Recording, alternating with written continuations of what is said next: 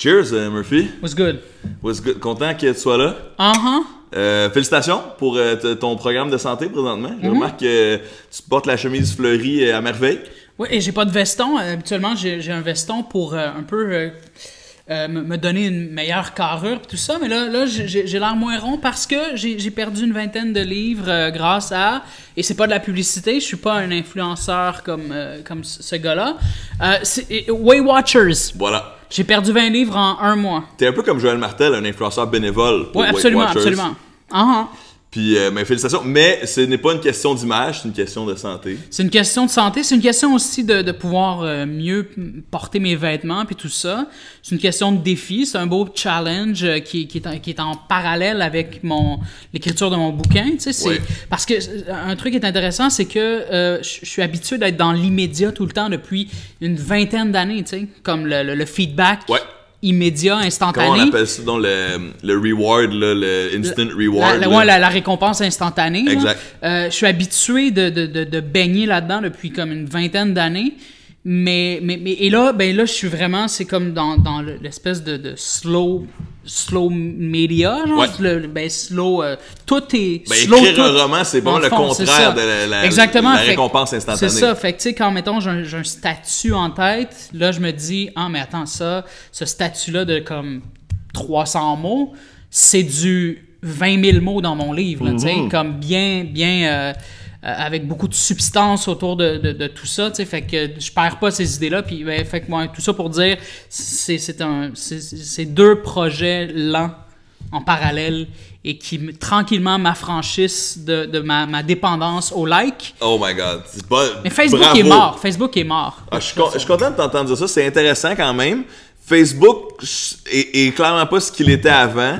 L'engagement mondial diminue, mais augmente sur Instagram. Donc, ça appartient, c'est deux têtes de la même bête. Là, mais ça Instagram, il faut vraiment que tu planifies tes choses, que tu sois méticuleux dans ton photoshoot, puis tout ça. Il faut que tu aies quelqu'un qui puisse te prendre en photo, puis tout ça. Fait que t'es moins porté à être dépendant à Instagram, à mon avis. Mais je comprends. Mon avis de gars qui s'intéresse pas vraiment aux photos des autres. Moi, je dois dire qu'on s'entend, moi, je suis comme toi, puis comme plusieurs personnes qui nous écoutent, complètement dépendants au like. Puis, tu sais, il y a des bases scientifiques à cette dépendance-là. C'est la dopamine qui est relâchée à chaque fois qu'on a une notification sur un réseau social. Ça marche autant sur Facebook que sur Instagram. Et moi, je te dirais que même si, effectivement, autant la plateforme que l'interaction est différente, un like Instagram et un like Facebook, dans les deux cas, ça fait du bien, ça nourrit les goûts. Non, absolument, c'est ça. Mais tu sais, Facebook, c'est plus spontané. Tu sais, j'ai une idée...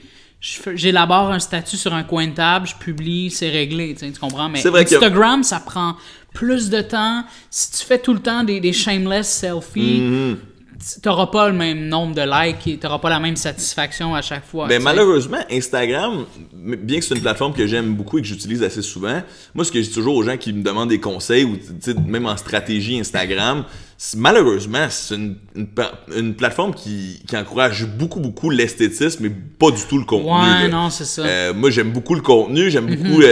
même si des fois, je trouve que ma caption va être bonne, va être drôle et ou pertinente, si la photo est pas bonne, ou alors qu'une photo complètement de base, mais magnifique, avec aucun contenu, va vraiment pas bien sur Instagram. Mais c'est une méthode de consommation différente. C'est vraiment comme, on veut voir du beau, peu importe ce que le beau représente pour la personne, mais tu sais, puis souvent, c'est des visages, puis parce qu'il y a un lien, il y a encore une fois la sérotonine et la dopamine qui est sécrétée quand tu vois des beaux visages dans ta vie, comme sur Instagram, donc ça rehausse la dépendance à Sans oublier que beau is the new gros. Exact. Gros is the new beau. Gros is the new beau and always will be, définitivement. Même si je perds du poids. Exact. C'est définitivement établi.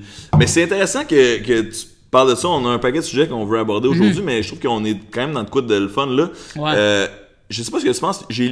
Récemment, je me suis intéressé à un théoricien qui s'appelle Scott Galloway, qui est un gars qui s'intéresse beaucoup à la technologie, au marché, aux nouveaux médias, un peu même la business des grosses technologies. Puis lui, sa théorie présentement, c'est qu'on devrait... Là, c'est un gars de droite. En tant que capitaliste, on devrait briser les grosses technologies. Il se moque en disant que c'est un argument de droite, alors que c'est aussi, il y a 1 million d'arguments de gauche pour le faire, de briser les GAFA, c'est-à-dire Facebook, Google, Amazon et Apple. Parce que à eux seuls ont un PIB plus élevé que la moitié des pays. Ok, oui, j'ai vu ça. J'ai vu ça dans ce moment. Et que lui, il fait un lien entre l'augmentation de la dépression chez les jeunes et l'augmentation de leur consommation des nouveaux médias. Moi, personnellement, j'ai beaucoup de la difficulté avec ce genre d'études-là parce que je trouve que c'est parfois le fou la poule. C'est quand on est très isolé qu'on peut se ramasser sur les réseaux sociaux de manière maladie. Mais qu'est-ce que tu penses de ça? Est-ce que tu penses que ces compagnons ont trop de pouvoir sur nous? Parce qu'effectivement, on est dépendant au like, on est dépendant à l'interaction sociale. À Facebook l'a admis lui-même. Oui, c'est vrai, c'est vrai. Je veux dire, c'est pas pour rien que l'achalandage diminue. Puis c'est une des premières fois là, dans cette année que l'achalandage a baissé. Pas de manière considérable, mais c'est la première fois que ça a baissé quand même, tu sais. Puis, ben, depuis surtout les élections américaines, puis tout ça, les fausses nouvelles, blablabla, le divertissement passif, je pense que c'est très, très nocif, ça. Puis je pense que ça informe les gens. Aussi, les gens se servent du divertissement passif pour s'informer et pour se nourrir aussi. Puis à un moment donné, je sais pas, l'information comme ça, là, consommée de manière passive, puis de l'information surtout qui est pas nécessairement de l'information utile, je pense que ça épuise énormément. Moi, ça m'épuise, là. Ça me draine, là. Tu sais, à un moment donné, je suis comme, OK, j'ai plus de place pour la vraie information. Des fois, je suis comme, j'ai consommé tellement de niaiseries que là, je suis comme, OK, non, il faut que je me recentre, là, puis que je consomme. Mais là, je m'éloigne un peu. Mais oui, je pense que justement, tu sais, c'est qu'à un moment donné, on vient à se comparer avec les autres. Puis, tu sais, mettons, dans mon cas, par exemple, tu sais, pendant un moment, j'étais un peu au top de la chaîne des gens qui avaient le plus de views, d'abonnés, blablabla, puis tout ça. Puis, tu sais, là, 3-4 ans, là, à peu près, tu sais. Puis là, tranquillement, ce sont comme les gens plus attrayants qui se sont mis à gagner en importance sur les médias sociaux, blablabla, tout ça. Et ça a eu un impact sur mon moral. Oui, c'est vrai, on s'en est parlé. C'est sûr que ça a eu un impact sur mon moral. Parce que, comme je te disais, c'est qu'à un moment donné, en plus, ces gens-là, ils trouvent le moyen de gagner leur vie avec leur belle face angélique, genre. Fait que, tu sais, et ça devient comme une espèce de modèle dominant. Et là, ben, ils deviennent comme des espèces de bébites qui fascinent les journalistes, les médias, tout ça. Et là, les journalistes en parlent encore plus. La télé s'intéresse encore plus aux influenceurs. C'est un mot que j'adore. Ouais, non, c'est ça. et ça fait en sorte que ça instaure une espèce de modèle dominant qui fait que si tu veux te sentir validé en tant qu'artiste du web, il faut que tu empruntes cette voie-là. Sinon, tu sais, comme... Mais moi, je suis vraiment plus... Je suis plus de l'école où on prend son temps et on saute pas à pieds joints dans l'instantanéité puis tout ça, là, tu sais, puis on prend son temps, pérennité et pertinence avant toute chose. Mais c'est ça. Mais je pense que oui, ça crée de l'exclusion parce que on a tendance à se dire, mais à se demander pourquoi. Pourquoi est-ce que, mettons, quelqu'un qui fait juste prendre un selfie sur un bateau en bikini a comme 20 000 fucking likes, quand, par exemple, un humoriste va avoir même pas 20 000 abonnés, tu sais, sur Facebook. C'est comme la personne qui prend une photo en bikini a 20 000 likes versus le gars qui a même pas 20 000 abonnés, tu sais. Fait que c'est comme... Moi, autant que je comprends, plus d'un point de vue personnel, ton argument, dans le sens où je comprends le stress de le voir dépasser par une certaine insignifiance. Là, ça s'est apaisé. J'ai fait la paix avec ça. Je comprends. Mais c'était un passage... Il fallait que je passe par là. Ouais, c'était essentiel. Moi, de l'autre côté de la médaille, moi, je suis quand même ardent défenseur des influenceurs, entre guillemets, sur Internet. Parce que je trouve que je suis pas le plus grand fan de ce mot. Moi, je préfère le mot créateur numérique, personnellement. Mais le problème est le suivant, on met tout le monde dans le même panier. C'est que trop souvent, les critiques qui sont adressées aux influenceurs sont les mêmes que Ginette va faire à sa Fiona Nolin. sais, c'est genre, dans un autre mode, dans le sens où c'est comme, ouais, là, cette fille-là, là, elle a 100 000 abonnés parce qu'elle a un beau cul, là, franchement, là. Tu sais, premièrement, moi, je connais des dizaines de filles qui ont un beau cul qui n'ont pas 100 000 abonnés sur Instagram, tu sais. Non, donc, il y a clair. certainement un talent de marketing, un talent de photographie, de retouche, sans doute, de construire Connaître un les bonnes empire. personnes aussi, là. Être capable de, tu sais, de serrer les bonnes mains, Exact, se mais- présenter aux bons endroits, les bons lancements. Mais aussi, moi, je célèbre le fait, même là, imaginez le compte le plus vide que vous pouvez imaginer, là, la plus insta-babe des insta-babes. Moi, j'admire ça parce qu'enfin, on est à une époque où ils monétisent leur corps et leur corps leur appartiennent. Parce qu'il fait une époque où les mannequins, les millions de dollars qui étaient engendrés par leur magnifique corps, ben, ça appartenait à des hommes. Oui, non, absolument. Du patriarcat. Alors qu'au moins, ça, c'est de l'empowerment puis du self-made people qui réussissent à, oui, certainement, mettre de l'avant certaines valeurs humaines là, qui existent depuis toujours, d'esthétisme et Je vais faire un parallèle avec ça après, je vais te laisser finir. et de vacuité, mais le point est le suivant. Moi, je trouve qu'on jette trop rapidement le bébé avec l'eau du bain, tu sais. Tila Tequila, tu Ouais, te rappelles ben de oui. cette femme? Quand est-ce que tu as connu Tila Tequila? À la télévision. À la télévision, OK. Ouais. Moi, je suis de la vieille garde MySpace. Ben, t'étais sur MySpace aussi, I guess. Très Mais- peu. J'avais pas de compte MySpace. OK, moi oui. Non. Moi oui. DJ Mallet avait un compte Of course, ben oui. MySpace Légende. en 2004. That's it. Et Tila Tequila, pour la vieille garde, c'est pas une ex-célébrité de télé-réalité qui a finalement mis un terme à sa carrière en faisant l'apologie de Hitler. Tila, tu savais pas? Elle a J'ai fait pas vraiment suivi, Ouais, mais elle a wow. fait l'apologie de Hitler, puis là, ben, comme... Ben, effectivement, c'est un peu raté, là. c'est fini, là. Ouais. Et... Peut-être qu'aujourd'hui, elle aurait des fans, malheureusement. Ouais, là. c'est ça. Mais non, mais ça fait pas si longtemps, mais ça semble. Ok. Là. Mais en tout cas. Puis, Tila Tequila, à l'époque, elle trônait au sommet de tous les palmarès musicaux sur MySpace. Ah ouais? Elle était devant, mettons, Green Day, Ouais. tous les bands du moment. Elle a été nommée la personnalité de la plus connue du réseau MySpace, là, tu sais.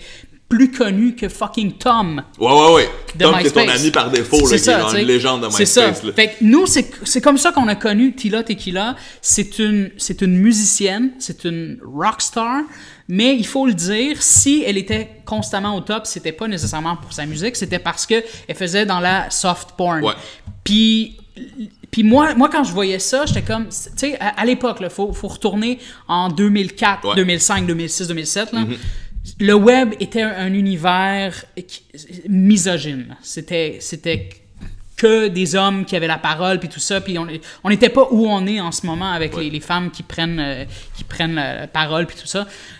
Et elle débarque et elle confronte, elle fait fi de tous les commentaires, l'inesquivable slut shaming. Ouais. Elle débarque et elle est comme, moi, je suis la reine de MySpace, je suis en petite tenue.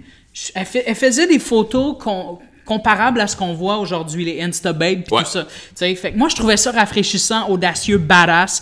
J'adorais voir ça, puis je me disais, tu sais, elle peut tout à fait faire ça. Les cons, ce sont les gens qui cliquent. Tu sais. Puis c'était ces clics-là qui faisaient en sorte qu'elle était toujours au sommet. Tu sais. Et elle profitait justement du fait que les gens étaient assez cons pour cliquer encore et encore et encore Moi, je dirais même à chaque jour. assez humain, tu sais, dans le sens où c'est comme, je veux dire, c'est reptilien, là, de trouver ça beau, une fille, là, ou Oui, un gars, non, là, tu sais. absolument. Mais quand tu connais les conséquences de ça, ça fait en sorte que cette fille-là devient comme la rockstar des rockstars sur un réseau comme MySpace. Ouais. Tu sais, à un moment donné, je sais pas, tu sais, moi, j'ai pas tendance pour vrai, j'ai jamais eu cette espèce d'inclination-là, tu sais, comme pour aller, genre, hey, checker les nouvelles photos de Eugénie Bouchard Ouais. pour Sports Illustrated. Ouais. J'ai pas cette inclination-là. Fait que, tu sais, mais je dis con, mais en même temps, tu comprends ce que je veux dire. C'est comme les gens sont comme, des seins, on clique. Tu sais, moi, quand je vais sur Instagram, c'est rarement pour aller voir les photos de Marina Bastarache, là, tu sais. C'est pas quelque chose qui en tout cas. Fait que tout ça pour dire, et cette fille-là, toi, tu dis que tu l'as connue à la télé. Donc, sa carrière pratiquement prometteuse de rockstar ne l'a pas suivi. Pourquoi? Parce qu'elle n'a pas misé là-dessus. Elle n'a pas mis de l'avant sa carrière de musicienne et elle a décidé, Elle a décidé quoi? De devenir la première influenceuse au monde, de miser sur elle-même, sur l'étiquette, sur le brand Tila Tequila. Et je pense que c'est ça qui fait en sorte... Autant j'admirais ce qu'elle faisait avant, tu sais, parce que justement, tu sais, combien de musiciens dans le rock ont fait de la musique et n'ont pas été reconnus spécifiquement pour leur talent musical. Les Sex Pistols. Les Ramones. Le Roi Enoch. Le Roi Enoch. Fait que Tila Tequila se fasse reconnaître parce qu'elle met de l'avant son corps puis tout ça, ben, il y a où le problème, là? Fucking double standard, c'est un problème avec ça, tu sais. Ouais. Fait que, mais ce que j'ai trouvé dommage, c'est qu'elle a mis ça de côté pour dire, moi, je ne suis plus une rockstar. À partir de maintenant, je suis Tila Tequila, la figure publique. La prochaine Paris Hilton. Et je m'en vais faire de la télé-réalité. À partir de ce moment-là, c'est là que tout s'est mis à dégringoler pour elle parce qu'elle misait plus sur un talent. Son passé, fait que c'est comme si elle disait, moi, à partir de là, je ne suis plus une rockstar, je ne suis plus une chanteuse, une compositrice. Je ne suis plus une mannequin, je ne suis plus une porn star parce qu'elle était aussi porn star, il me semble. Ou près de, là. Ouais, c'est ça. Pas loin de, ouais. Elle était un brand, une étiquette, elle était une influenceur. Justement, pour revenir à ce que tu disais tantôt, elle était ça. Elle était devenue une influenceur et que ça, qui est un terme excessivement fourre-tout. Et vous irez lire mon texte qui est probablement déjà publié. J'ai soumis un texte à Urbania, justement. Les amis d'Urbania, allô? What's cracking, what's good? Et fait que c'est ça. Et ça, c'est là que ça s'est mis à dégringoler parce qu'elle a pas mis l'accent, elle a pas mis sa carrière de l'avant. Son talent était mis en toile de fond. Elle a mis le contenant devant le contenu, dans le Exactement. Fait que c'est ça. Et ça, je pourrais établir un parallèle, par exemple, avec Alicia Moffett. C'est ça son nom? Qui est une chanteuse d'abord et avant tout. Et là, en ce moment, elle a comme mis ça de côté un peu et son talent de chanteuse, son background de chanteuse est au second plan, est en toile de fond. Au cas où elle se sentirait imposteur de faire ce qu'elle fait, elle a toujours ça en background, tu sais, comme je suis une chanteuse, mais pas là. Tu sais, pas pour l'instant. Là, en ce moment, je suis vraiment Alicia Moffett, l'influenceur, tu sais. Fait et ça, je pense que ça peut lui nuire à long terme parce que, justement, elle mise pas sur son talent et elle devient comme l'espèce de terme fourre-tout qui met tous les adhérents au même pied, sur le même pied d'égalité. Mais à la limite, Charlie Chaplin était un influenceur. Je veux dire, dans le sens où, même dans la théorie de la communication, tu sais, j'étais à l'UQAM en 2009 ou 2008, dans 2008, puis mon cours préféré de tout mon bac, c'était théorie de la communication avec Gabi Sab, qui est un théoricien que, je veux dire, les gens n'étaient pas vraiment des grands fans de ce cours-là, mais moi, en tant que fan de philo, je tripais, tu sais. Puis, il nous parlait des grandes théories de la communication à travers les époques, puis une qui est arrivée assez vite, c'était justement le concept des influenceurs. Puis on était loin de parler des influenceurs web là, dans l'utilisation du mot qu'on a aujourd'hui.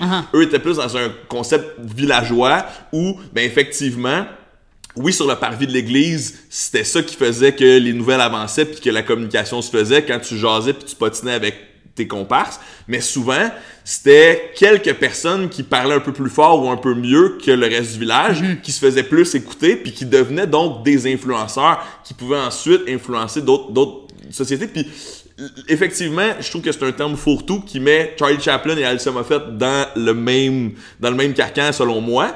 Mais aussi, tu sais, par rapport à Alicia, je suis loin d'être un expert en Alicia Moffett. J'ai moi-même découvert c'était qui cet été en la rencontrant en personne à Oshéaga, justement. Et je la connaissais pas encore, mais moi, je me fais souvent rapidement le défenseur de ces personnalités-là qui, je trouve, oui, on devrait les critiquer, puis oui, on devrait, comme tout produit culturel, ça mérite une réflexion, puis ça mérite que les gens confrontent certains aspects qu'ils aiment et qu'ils n'aiment pas.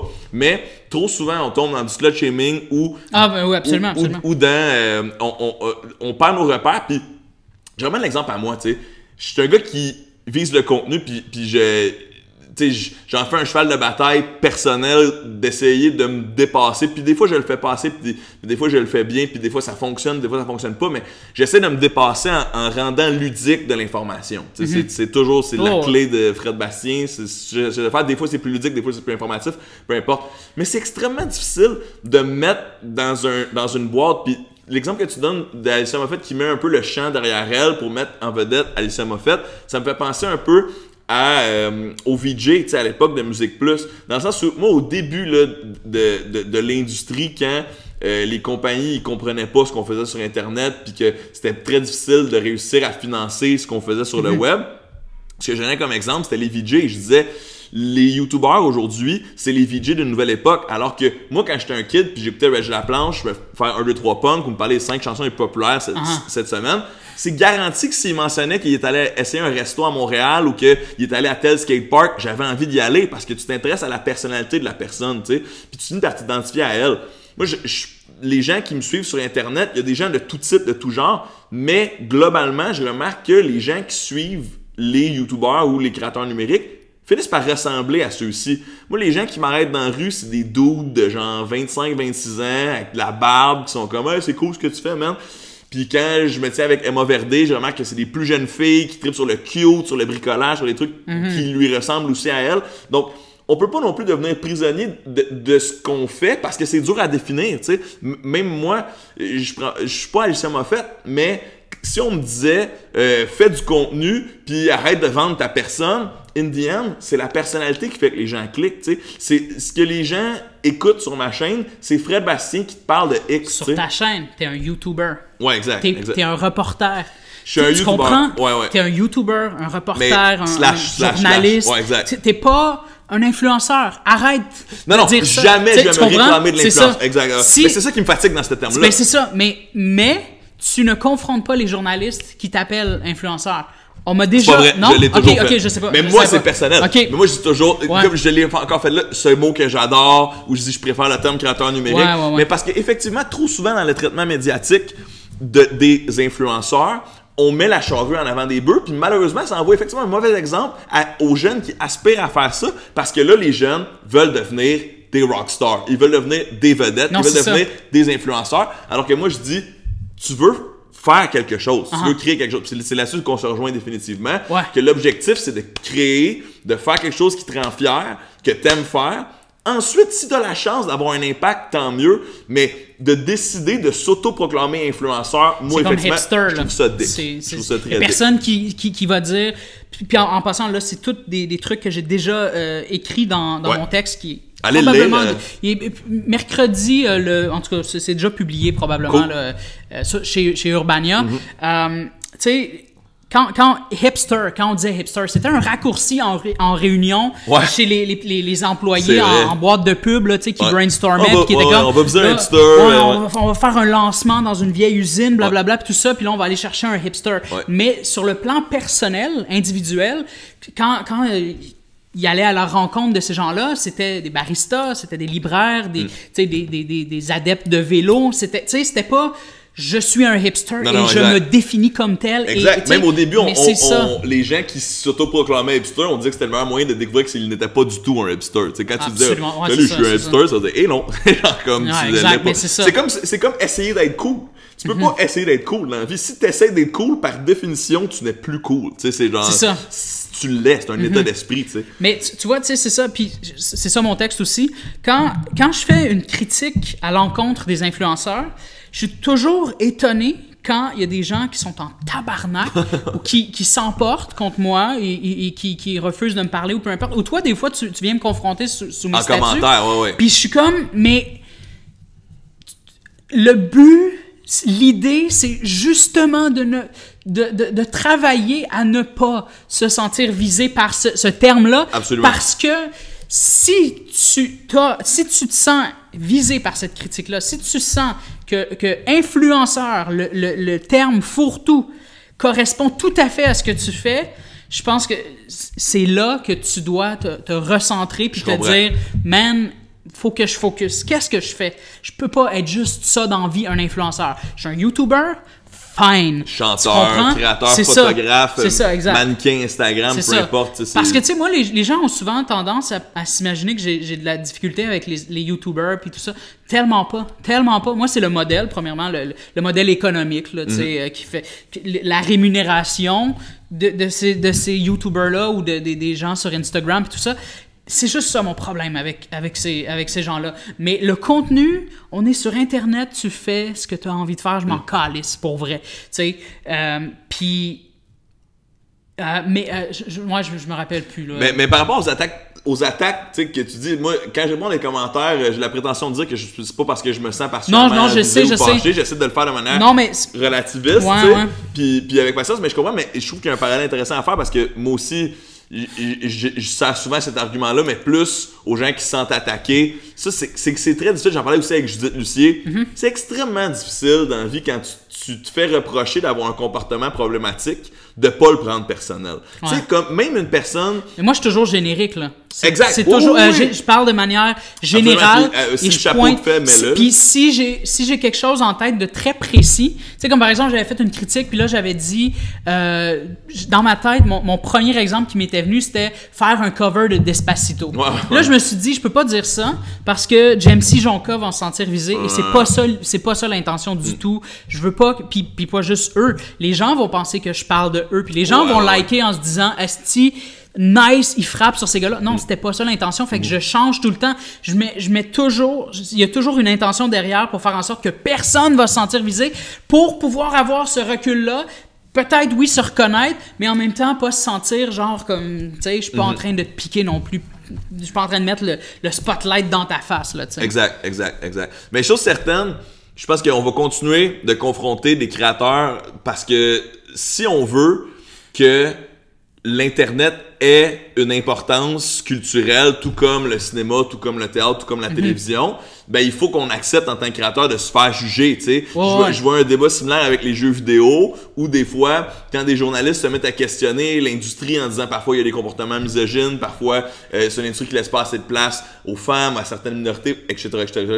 Mais là, souvent, les gamers vont partir des rideaux et justement, n'importe quel comportement qui est reproché à quelqu'un, on devrait essayer de prendre un pas en arrière pour constater... C'est un challenge! Ouais, plutôt que de se sentir attaqué. Accepter le challenge. Et deuxièmement, par rapport au gaming, même chose pour Internet, si on veut avoir les lettres de noblesse des autres médiums, il faut qu'on accepte que des films au cinéma, ça se fait critiquer, des livres, ça se fait critiquer, mais du contenu Internet aussi, il va y avoir des gens qui n'aimeront pas ça. C'est juste que la plupart des gens qui critiquent ne savent fuck all. Mais moi, je sais. Tu comprends? Non, mais je suis constamment en mission, en quête immersive. Tu comprends? Je vois, mettons, des YouTubers ou des influenceurs, je me dis, OK, ça, tu le fais, je vais le faire. Je vais le faire pour comprendre c'est quoi. Je vais le faire pour que tu puisses fermer ta gueule, puis tu pourras pas me reprocher de pas savoir de quoi je parle, parce que je le fais moi aussi. Je suis devenu connu pour comprendre la célébrité, pour savoir c'était quoi, pour pouvoir frapper encore plus sur la tête des artistes à la télévision, tu sais. Fait que, c'est ça. Puis un truc que j'ai remarqué beaucoup aussi chez les influenceurs, les YouTubers, peu importe, c'est qu'ils assument pas ce qu'ils font. Fait que, tu sais, mettons, tu vas voir quelqu'un, un YouTuber ou une YouTubeuse qui parle juste de son chat à chaque jour, tu sais. On dirait que cette personne-là a tellement peur d'être jugée pour ça, tu sais, de se faire taxer d'insignifiance, puis blablabla, tout ça, que quand tu lui demandes « Qu'est-ce que tu fais sur ta chaîne YouTube? » Ce que cette personne-là va faire, c'est qu'elle va répondre d'emblée avec un résultat possible de ce qu'elle fait, ce que ça entraîne chez ses adeptes, plutôt que de dire ben je parle de mon chat sur ma chaîne YouTube. Dis-le, assume-le, au lieu de dire ben moi je donne confiance aux jeunes filles, blablabla. Non, ça c'est pas ce que tu fais. Ça c'est un résultat qui est probable. Puis là ça dépend de qui tu parles, parce que moi j'ai l'impression que je connais certains créateurs numériques, d'autres je les connais pas du tout, autant leur contenu que leur personnalité. Mais j'ai l'impression aussi que c'est le même, c'est le même problème que trop souvent, cette critique-là vient de gens qui ont aucune idée de ce qu'ils font. Ouais, Autrement dit, ça va être une madame là, qui dit genre, ouais, là, elle parle tout le temps de chat sur sa chaîne YouTube. Mais qui l'assume. Puis, ouais, non, mais attends, mais c'est pas le cas. Okay. C'est ça le point. Ah, ok, c'est pas le cas. Que la madame, elle dit, ouais, moi, là, cette fille-là, elle fait juste parler de chat sur sa chaîne YouTube. T'écoutes 5 vidéos, puis non, elle parle de littérature. À un moment donné, elle va faire un bricolage. À un moment donné, elle va faire de quoi de créatif. Oui, à un moment donné, elle va parler de son chat, mais ensuite, il va y avoir 5 autres contenus différents, tu sais. Puis c'est ça qui est frustrant aussi, parce que tu te dis, mais si ta critique était véridique, elle aurait beaucoup plus d'impact. Fait que c'est ce qui fait que c'est très difficile après ça de prendre au sérieux les critiques envers les influenceurs, parce que les gens qui les font ne les suivent pas. Tu sais, c'est comme dire comme, ah oui, YouTube, c'est juste des vidéos de chats, alors que moi, je suis des philosophes, je suis des vulgarisateurs, des scientifiques. Bref, c'est ça qui peut être frustrant, c'est que trop souvent, ça vient de critiques. Je veux dire, je me souviendrai toujours de l'article de Nathalie Petrovski sur le livre de Emma Verdé. J'étais pas en désaccord totalement. Le problème avec l'article, c'est que elle se taxe de trouver le livre insignifiant en disant que ça ne parle pas de la cause féministe, que ce n'est que des bricolages et du... Malheureusement, dans son livre, elle parle de Elisabeth Planck en disant que c'est son idole. Elle parle de sa manière de voir la lutte féministe. Or, si seulement l'article de Nathalie avait bien documenté... c'est ça, tu vois ce que je veux dire? Comment est-ce que tu peux prendre la critique au sérieux si c'est factuellement faux? T'sais? Puis, encore une fois, pour cet accident en tant que tel, moi je trouvais ça aberrant que Nathalie Petrovski s'attaque au magazine Cool d'une époque en lui reprochant de ne pas être Simone de Beauvoir. Tu comprends ce que je veux dire? Oui, effectivement, le magazine Cool, c'est pas nécessairement, je veux dire, une tour d'ivoire du savoir, là. Sauf que de au moins savoir que effectivement dans le livre il y a certains passages un peu plus intello puis un peu plus empowering pour les filles, ça discrédite un peu ta critique, là, l'as-tu vraiment lu, là, c'est là où ça me fatigue. Puis je trouve que trop rapidement on tombe dans les mononcries puis les matanteries de comme les jeunes aujourd'hui là, ils disent ils se forcent pas sur leur contenu puis etc. Ce qui est dangereux même à la limite pour la culture de l'internet, parce que si les critiques sont vides, la neutralité du web. Exact. Mais si les critiques sont vides, comment est-ce qu'on peut amener la culture plus loin, tu sais? C'est comme, moi, effectivement, j'aimerais... Je suis d'accord avec le fait qu'on hold accountable les créateurs numériques, entre guillemets, les influenceurs, mais au moins, si les critiques qu'on leur fait leur permettent d'aller plus loin, puis leur reprochent des trucs qu'ils font réellement, tu sais. C'est là où ça me fatigue. Ouais, c'est ça. Moi, j'essaie de m'en tenir à ça, tu sais. Puis souvent, tu sais, les créateurs numériques, comme tu les appelles, souvent, ils vont penser que moi, j'en ai contre eux, que je suis jaloux, puis tout ça. Non. Je suis probablement plus connu que toi. Dans la rue, quand je me promène, peut-être que je me fais aborder plus souvent ou autant que toi, tu sais. Fait que je n'ai pas à être envieux de leur statut. Au contraire, je les défends souvent, mais à huis clos, là, on le voit pas. On voit pas ça, mais tu sais, quand je vais dans des entrevues, que ce soit télé, peu importe, quand on parle d'influenceurs, tu sais, on revient tout le temps avec des trucs de mon oncle puis de ma tante puis blablabla puis tout ça. Puis moi je leur dis OK, tu sais, premièrement, si tu trouves ça insignifiant, quelqu'un qui parle de son chien, son chat, de maquillage, on s'en calisse de ce que tu penses. Deuxièmement, non, c'est pas vrai que ça va avoir une mauvaise influence chez les jeunes. Est-ce que ton gars, ta fille a tué des gens parce qu'ils ont joué à GTA quand ils étaient plus jeunes? Non, absolument pas. On est encore dans la matanterie mononcultude. Ouais. Mais même si c'est insignifiant, même si si la vérité c'est que c'est ça, t'sais, même si il y a des chaînes qui le sont, ultimement, je pense que c'est l'ensemble de ces créateurs-là qui fait en sorte qu'il y a une pertinence derrière ça, parce que on propose des homosexuels, des personnes trans, des arabes, des musulmans, des personnes racisées, tu sais, fait que... et à ce sujet, j'ai adoré le message de Abba and Preach quand ils ont gagné leur prix au Gala de Dynastie, qui encourageait... Et Murphy y était. Shout-out à mes gars Abba and Preach. Ils sont incroyables, moi j'adore ce qu'ils font, ils me divertissent et m'informent constamment. Puis parfois leurs méthodes sont très musclées, mais c'est ce qui fait leur charme. Et j'ai adoré le message lorsque les gars ont gagné un prix au Gala Dynastie en disant l'Internet est là. Gratuit. Et malheureusement, arrêtez d'attendre qu'on vous donne une place. La structure étant ce qu'elle est, ça n'arrivera pas. Non, c'est ça. À cause du monde dans lequel on vit. Or, il faut faire notre place, puis l'Internet est là pour ça. Puis moi, je suis heureux de voir que à Toronto, il y a des super vedettes issues de communautés ethniques minoritaires qui sont nées au Canada et partout dans le monde grâce à la grande ouverture, à la grande démocratie possible sur Internet. Mais puis au Québec, il y en a de plus en plus. Puis moi, je fais un effort, puis ma blonde aussi, Camille, fait un effort pour justement intégrer ces gens issus de minorités dans nos cercles d'entraide entre youtubeurs et tout ça. Puis j'ai hâte d'en découvrir plus. Je connais Naila Tremblay qui était sur ma chaîne récemment. Je connais Anaïs Danfous-Joly qui fait pas de YouTube. Que tu m'as présenté. Merci d'ailleurs, qui était dans notre dernier épisode. Mais avec qui j'ai fait une vidéo récemment aussi. Puis je connais Abba and Preach. Mais moi, je pense que il faut vraiment orienter les jeunes créatifs de tout type envers ces plateformes-là. Kevin Raphaël, qui est maintenant rendu à la télévision. Ouais. Mais parce que c'est comme ça, je pense que de toute origine, on peut réussir à faire notre place. Puis surtout si on est un peu weird. Moi, personnellement, oui, je suis blanc, mais ce que je fais sur Internet, je ne pourrais pas le faire à la télévision. Puis c'est pour ça que je le fais là, tu sais. Ouais. Il reste qu'il y a une grande beauté à cette possibilité, cette espèce de monde fertile qui est les possibles réseaux Internet, puis que ça crée des super vedettes qui n'existeraient pas dans le modèle traditionnel. Alors ça c'est clair, c'est clair. Il y a quelque chose avec, tu sais, je veux dire, on peut pas effacer YouTube. Là, non, exact. YouTube, les stars de YouTube sont là et c'est à elles de travailler à justement durer dans le temps. Mais comme sont en train d'ouvrir la porte pour des gens peut-être plus pertinents après, puis c'est là.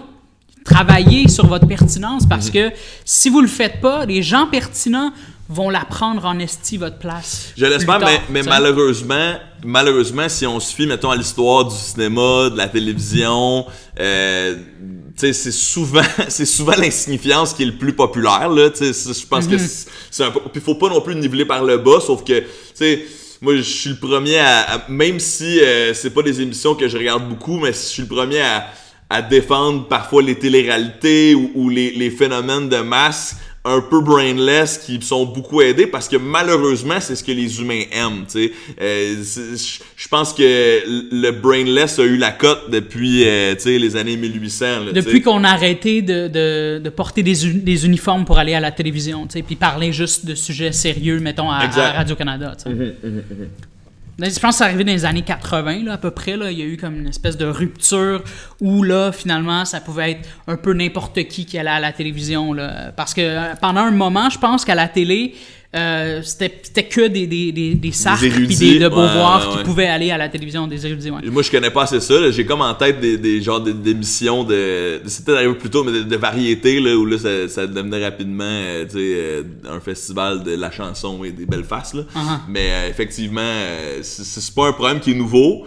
Ça veut pas dire qu'on doit niveler par le bas, mais tu sais, je pense que c'était inévitable. Souvent, on regarde YouTube, puis tu sais, je suis beaucoup de créateurs américains qui disaient, tu sais, je suis tellement déçu parce que on nous promettait les réseaux sociaux comme étant une panacée à l'insignifiance de la télévision, des belles faces avec des beaux sourires.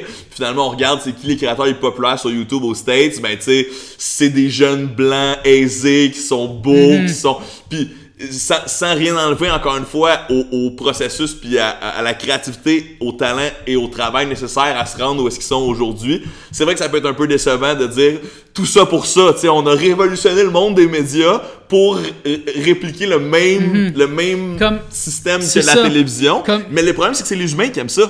C'est ça. Mais comme je dis souvent, pendant longtemps, on s'est battu contre l'ennemi Photoshop. Puis là, on arrive sur Instagram, puis on est comme, ouais, finalement, ben, on va quand même prendre ce qui se rapproche le plus de Photoshop. Ouais, c'est-à-dire des filtres, mais ouais, je comprends ce que tu veux dire absolument. Mais d'ici là, moi, je suis curieux de savoir les Insta-babes s'ils se retouchent vraiment. Tu sais, c'est quand même mais je parle pas de retouches. Je parle pas de retouches nécessairement, mais ce que je veux dire, c'est que maintenant, c'est comme un bipartisme politique, là. Tantôt, j'ai fait un parallèle avec ça. Tu sais, c'est comme on a comme dit non à Photoshop, puis là maintenant ben on choisit les plus belles personnes, pas nécessairement retouchées, mais on choisit quand même les plus belles personnes. Fait que tu sais c'est comme ouais, ok, on a dit fuck off Photoshop, mais c'est pas ben mieux maintenant non plus parce que la diversité est où là-dedans, tu sais. Mais ça s'en vient tranquillement, par exemple. Ça s'en vient tranquillement. Mais puis surtout sur Instagram, comme on disait au début, malheureusement, c'est une plateforme qui préconise vraiment la beauté en général, mais pas nécessairement de manière péjorative. Tu sais, la beauté, ok, oui, des humains, mais aussi des paysages, aussi. Tu sais, comme ce qui fonctionne mieux dans un contenu où il n'y a pas d'humains, ça va rester la photo écœurante du coucher de soleil à Venise, de je sais pas quoi. Tu sais, donc la plateforme étant esthétique en soi, je veux dire que je suis pas contre l'esthétisme, ça fait partie de l'art puis de la beauté humaine puis des émotions qu'on peut apprécier, tu sais, c'est tant mieux. Mais surtout sur Instagram, effectivement, les belles faces vont devenir très très populaires parce que c'est une plateforme qui, selon moi, met beaucoup en avant-plan l'image plutôt que le contenu, tu sais, ça c'est définitif, tu sais. Est-ce qu'il y avait un autre sujet que tu voulais aborder à notre podcast? Ben, ta commotion, tu voulais parler de ta commotion? Ben, c'est pour ça. À moins que tu es tanné de parler de ta commotion, là? Un peu, mais je peux faire un point pour nos auditeurs. Effectivement, c'est... Pourquoi ça a pris autant de temps avant qu'on refasse un podcast? Un podcast, c'est une des raisons. Sous la publication de C'est juste du web, quand tu m'as plugué là, 2 semaines, il y a quelqu'un qui a dit quand est-ce que ça revient, votre émission. Puis aussi, il faut mentionner qu'on n'est pas dans un food court en ce moment. Exact. Right? Nous sommes 2 plebsters tout court. Voilà. Je pense que ça pourrait être 2 plebsters tout court. Et dans les questions, quand je suis allé au WhatsApp podcast avec Jer Alain, il a demandé avez-vous des questions à poser à Murphy Cooper, blablabla. Puis il y a des gens qui ont dit quand est-ce que ça revient le podcast. Fait que, il y a des gens qui nous écoutent. Là, il y a une demande. Exact. Et c'est tant mieux aussi. On salue tous les gens qui apprécient nos discussions. Puis moi, je suis très content de le faire avec toi. Mais il y a 2 éléments. On a trouvé un épisode qui fonctionnait pas très bien. On n'était pas dans la meilleure zone, toi et moi. Puis on n'était pas fiers de l'épisode. Donc on l'a pas sorti. Puis c'est tout à fait correct. Mais je pense que c'est une des raisons pour lesquelles on est présentement ici dans un espace. On est dans mon bureau. Là, un local on peut parler plus fort que dans un food court. Exact. Et c'est moins anxiogène. On a moins à gérer le contenant. Justement, on peut plus se concentrer sur le contenu. Je pense que c'est un statement intéressant de le faire dans un food court au début. Puis je suis pas contre continuer de faire des vidéos un peu plus stunt dans les food courts parce que c'est 2 endroits où on se sent super bien. Ben l'été, ça va être plus intéressant. Peut-être on va pouvoir faire ça dehors. Ça, c'est une bonne idée, définitivement. Sauf que là, on en profite pour justement plus pouvoir se concentrer, être tranquille puis se concentrer sur le contenu. Mais aussi, j'ai fait une commotion cérébrale fin décembre. J'en ai quand même bien parlé, surtout sur YouTube. 2 vidéos. Mais en fait, si tu savais à quel point ça fait du bien d'avoir pas mal toute ma tête, là, à ce point-là, c'était drainant. C'est tough, man. Ce qu'il faut savoir, c'est que moi, j'ai pas checké ta vidéo. J'ai aucune idée. C'est aucune idée correct. de ce qui s'est passé. Longue histoire courte, le 15 novembre, je suis tombé dans les escaliers. Ok, aussi loin que ça. Là. Ouais, c'est le 15 novembre, je suis tombé dans les escaliers chez moi, complètement niaiseux. J'étais totalement sobre à 4h de l'après-midi en train de travailler chez moi à l'intérieur quand j'habitais sur la Rive-Sud, puis que j'ai maintenant déménagé à Montréal. Je suis revenu sur l'île. Je savais même pas. J'avais aucune idée. Mais je courais dans les escaliers.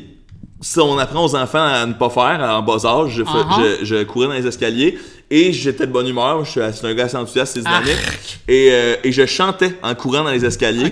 Vraiment niaiseux. Or, je me suis pété la gueule et j'ai fait plusieurs commotions dans ma vie. T'es sérieux? À cause du sport, entre autres. Mais même très jeune, tu sais. Bon, très jeune, je suis tombé sur un plancher, blablabla, en tant qu'enfant, bon, c'est un peu une histoire sans histoire. Au secondaire, j'étais de dos, puis il y a un gars qui m'a frappé de toutes ses forces avec un dictionnaire en arrière de la tête pendant que je ne le voyais pas. J'ai été aveugle pendant 3 secondes, puis pendant 10 minutes, j'ai vu des étoiles. Ça, on s'entend que c'est pas très bon pour un cerveau, on est d'accord là-dessus.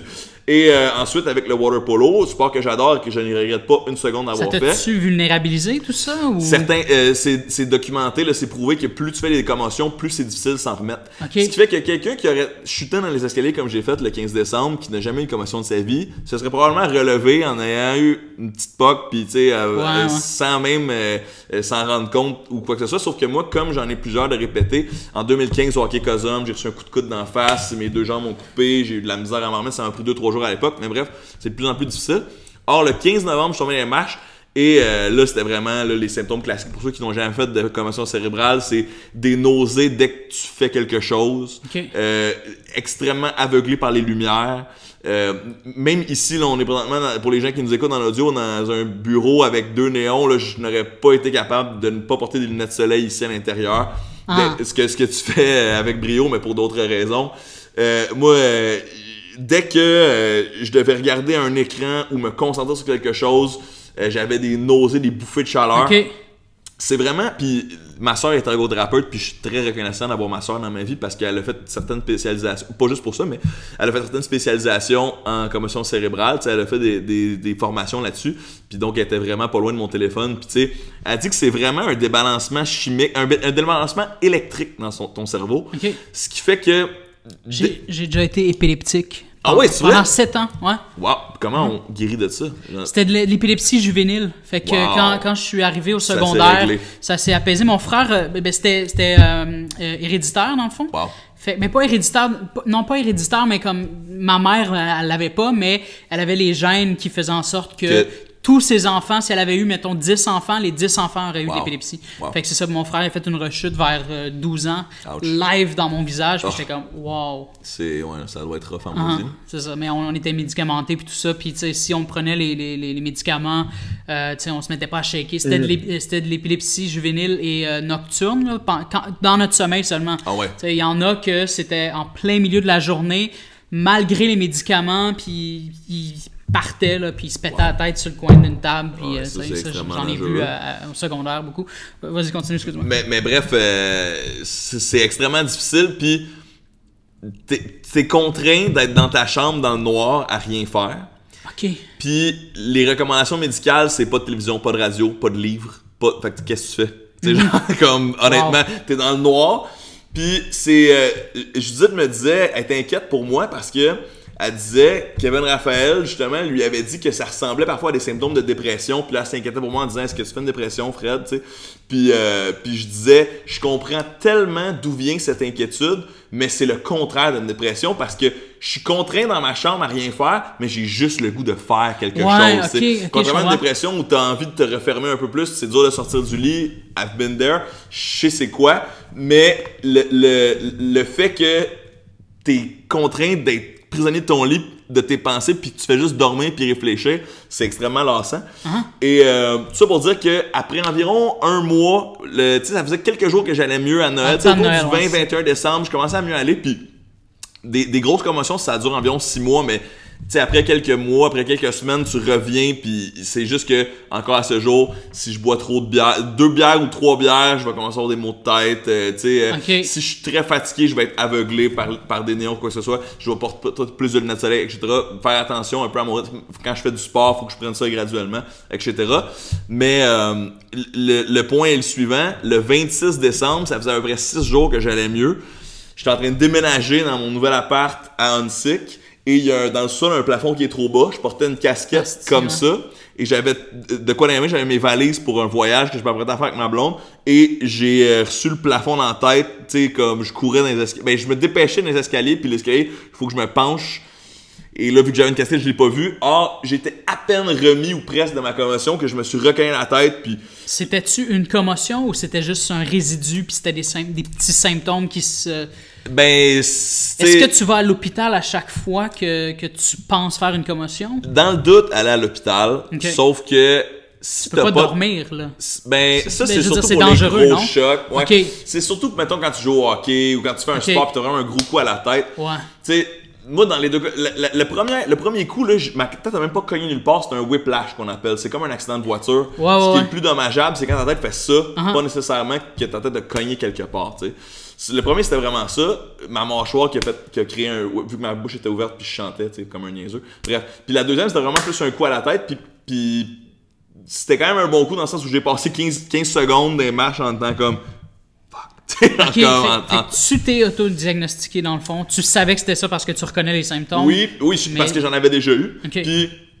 Ma soeur au bout du fil, Info Santé au bout du fil. Les deux, Info Santé, c'est le service d'infirmier gratuit là, que tu peux appeler. Les deux me disaient ton coup à la tête était tellement mineur. Si tu vas puis le but aussi d'Info Santé, c'est de désengorger un peu les urgences. Là, ben, ils me disaient, les gars, si tu vas à l'hôpital, ils vont te dire que tu dois te reposer puis que tu as fait une commotion cérébrale. Puis, tu sais, malheureusement, le seul remède à la commotion cérébrale, ben, c'est de te reposer dans une pièce noire puis de rien faire. C'est quelque chose qui est extrêmement difficile pour moi, hyperactif de chez hyperactif, tu sais. Fait que bref, je suis juste tellement content d'être en santé. Puis on sait toujours quand on est malade qu'on est ensuite reconnaissant de bien se sentir, là. Puis même si je suis pas encore tout à fait guéri, juste de pouvoir être là avec toi puis d'avoir une discussion intelligible avec une certaine répartie, puis ça fait beaucoup de bien, tu sais, pour le faire. Alors c'est pour ça, entre autres, que ça a été aussi long avant qu'on fasse une nouvelle édition de ce podcast. Ben, je suis content que tu ailles mieux. Moi aussi, mais moi aussi, puis je suis content de faire ça avec toi aujourd'hui, Murphy. Awesome. Il y avait un autre sujet que tu voulais aborder, je pense. Je veux faire un call-out. Un call-out, c'est hip-hop. Ça devient hip-hop présentement. Hip-hop. Ben, écoute, je veux régler ça publiquement parce que c'est un truc qui s'est passé publiquement et ça ne peut pas se régler autrement que public. PL Cloutier. Oui. PL Cloutier, dans son bouquin, je ne le savais pas, je ne possède pas son livre. Il y a une partie dans son bouquin où il dit qu'il utilise beaucoup le hashtag ConnuLife puis blablabla tout ça, puis je l'ai pas lu, fait que je sais pas, mais comme il en parle sans me donner le crédit. L'inventeur de la ConnuLife. Oui, c'est ça, parce que ce qu'il faut savoir, c'est que la ConnuLife, ce n'est pas un hashtag. C'était une page Facebook aussi. Ben c'est une page, c'est mon deuxième nom. Exact. Je veux dire, Murphy Cooper ConnuLife, c'est indissociable. Ça fait partie de ton brand, excuse-moi l'expression, de ton brand. Ben c'est ça, ça m'appartient, c'est le nom de ma démarche comme telle. Définitivement. C'est pas juste un hashtag, tu sais. Et là, PL, très innocemment, utilise ça dans son bouquin, blablabla, tout ça. Et là, moi, c'est Maybe Watson, en fait, qui m'a mis la puce à l'oreille parce qu'il y avait un texte dans le cahier Week-end du Journal de Montréal qui c'était titré Tout savoir sur la ConnuLife de PL Cloutier. Et là, je suis comme, mais c'est pas la ConnuLife de PL Cloutier, c'est ma ConnuLife. Puis moi, je pensais que c'était comme une espèce de clin d'œil que la journaliste m'envoyait, tu sais, comme ConnuLife, le gars fait du web, je fais du web. Que les gens te donnent le crédit. C'est ça, fait que je me disais, OK. Puis là, finalement, tu réalises que c'était la ConnuLife de PL Cloutier, que c'était son shit à lui. Et là, quand tu vas sur Google, tu sais, moi, ça, c'est papier, là. Tu sais, ça finit au recyclage, dans des chiqueteuses, je m'en calisse. Tu sais, dans le sens, ça me cause du tort, mais c'est pas là pour rester, tu sais. Mais quand tu vas sur Google, puis que tu tapes ConnuLife, surtout, mettons, là, tu sais, je vais à la télé, puis que je parle de ConnuLife à la télé, là, les gens qui sont curieux, qui vont taper ConnuLife, là, ils vont voir la ConnuLife de PL Cloutier. Fait que ça devient son shit, tu sais. Et c'est là que ça me cause du tort, tu sais. Et là, moi, j'ai call out PL Cloutier en voyant ça, tu sais. Sur un statut Facebook. Sur un statut Facebook. Et je suis allé commenter, parce que c'est ça. J'ai fait un statut Facebook, et là, il y a plein de gens qui l'ont tagué. Et là, lui n'avait pas encore eu vent que cet article-là avait été publié, je pense. Et ce sont mes abonnés qui ont mis la puce à l'oreille à PL, je pense encore, je présume. Et en voyant ça, lui, il publie sur tous ses comptes, sur Twitter, sur sa page personnelle, sa page publique, blablabla, puis tout ça. Et là, je veux juste dire, j'ai pas d'hostilité envers PL Cloutier, OK? Je fais ce shit-là une fois, et après ça, si je le croise dans un événement et qu'il me tend la main pour me la serrer, je vais la serrer, sa main, et il n'y a pas d'hostilité. Je veux juste régler ça live, là, on the spot, parce que j'ai l'impression que j'ai pas été à l'écoute cette journée-là, et j'explique pourquoi. Et là, lui, il publie ça, comme si de rien n'était. Il sait, là, Chris, que, je veux dire, comment, là. Ta page personnelle a pas 10 000... t'as pas comme 80 000 abonnés sur ta page personnelle, là. Je veux dire, tu reçois pas des milliers de notifications sur ta page personnelle. Tu te fais taguer, tu le sais, t'es au courant que t'as été call-out, là, tu sais. Fait que là, lui, il publie, il fait fi de ma publication, et il publie les articles tels quels sans apporter de précision. Fait que là, je me dis, wow, mais quel fucking indécence. Fait que là, moi, je m'en vais le confronter sous sa publication, puis je fais comme, non, c'est pas ta Connu Life, c'est ma Connu Life, tu sais. Et là, ça prend un bon moment, il s'en calisse, le temps passe, je me fais traiter de jaloux par ses abonnés, puis tout ça, le temps passe, mais là, il voit que c'est sérieux, finalement, parce que là, j'ai comme 500 likes, là, sur ma publication, puis tout ça. Puis là, ben, probablement qu'il y a des gens qui sont allés lui dire, comme, c'est parce que, Connu Life, je m'excuse, mais c'est indéfendable, là. C'est Murphy Cooper, là. Je veux dire, tu penses à Connu Life, c'est la face de Murphy Cooper qui te vient en tête. C'est un peu comme le Bas-Canada et À la Claire ensemble, c'est un peu comme... Robert Nelson à la Claire. Exact. Exact, tu sais, fait que c'est indissociable. Fait que là, finalement, il décide de répondre, il dit... Puis il a même été arrogant dans sa réponse, tu sais, il dit « Ah, merci, vous augmentez mon reach en commentant, puis blablabla, puis tout ça. » Je suis comme « Man, t'es dans le tort. » Tu sais, comme, mets ton arrogance de côté un peu, là, t'es dans le tort, tu sais. Fait que là, il dit tu sais, je te suis pas. Fait que je pouvais pas savoir. Je suis comme « Dude. » Comme, c'est la première... Tu sais, moi, mettons, là, que j'utilise un hashtag qui ne m'appartient pas, je veux tout connaître de sa provenance. Je veux savoir d'où ça vient, qui l'utilise. Je veux pas, mettons, me ramasser à utiliser un hashtag qui appartient à la fucking meute, là, tu sais. Puis là, tu sais, comme, tu veux savoir d'où ça vient, puis c'est quoi l'origine de ce hashtag-là, tu sais. Fait que il n'a pas fait ses devoirs de ce côté-là. Et là, il vient me voir en privé, il m'explique la même chose, blablabla, tout ça. Puis là, moi, j'ai dit, check, c'est pas... Parce que lui, dans sa tête, il se disait, je savais pas que c'était un hashtag qui t'était associé, puis blablabla. Puis, tu sais, la preuve que je savais pas, c'est que c'est devenu populaire, puis tout ça. Je suis comme, non, c'est même pas un hashtag qui est devenu populaire comme tel. Populaire, oui, mais dans le sens... toujours relatif à ma personne, tu sais. Pas populaire comme mon hashtag Verdun Love qui appartient maintenant à la communauté. Il y a eu une démocratisation de ce hashtag-là. C'est ça. Fait que, mais là, il n'y avait pas eu de démocratisation à ce niveau-là. C'était mon identité tout court, tu sais. Et là, il était comme, je suis désolé, je savais pas, blablabla. Puis tu sais, je suis comme, ouais, mais man, quel manque de curiosité pour vrai, tu sais, parce que PL a plein d'amis communs avec moi, là, dont toi. J'en suis un, ouais, exact. Tu sais, puis t'as utilisé mon hashtag une couple de fois, dont quand t'étais avec moi, puis tout ça. Oui, mais c'est toujours une référence avec toi. C'est ça. Puis ça fait fucking 4 ans que j'utilise ce hashtag-là. Je veux dire, j'ai été... C'est ta démarche. C'est ma démarche. C'est ma démarche. J'ai rejoint comme 4 millions de personnes dans la créolophonie mondiale avec ce hashtag-là. Tu sais, puis là, je parle juste de mes vidéos en créole, mais comme dans chacune de mes vidéos, j'ai comme 300 vidéos, puis...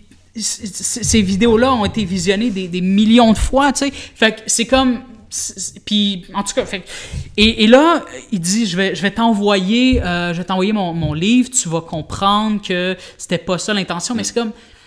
Là, il cherchait à régler ça premièrement en privé, quand c'est un problème public, on a un conflit public, et là, il cherchait à sauver sa face. Parce qu'un peu comme, mettons, quand tu dis à quelqu'un, tu pouvais pas utiliser le N-word, puis que la personne fait « Oh non, mais je te jure que je suis pas raciste. » Non, c'est pas ça. C'est pas ça.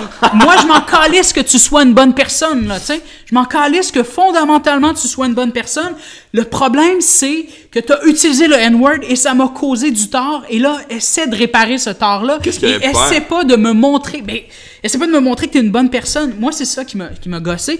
Ce qu'il aurait pu faire, c'est qu'il aurait pu me montrer que son temps est pas plus précieux que le mien, premièrement, parce que, tu sais, ça a pris du temps avant qu'il me réponde. Et après ça, moi, j'ai poursuivi la conversation en public.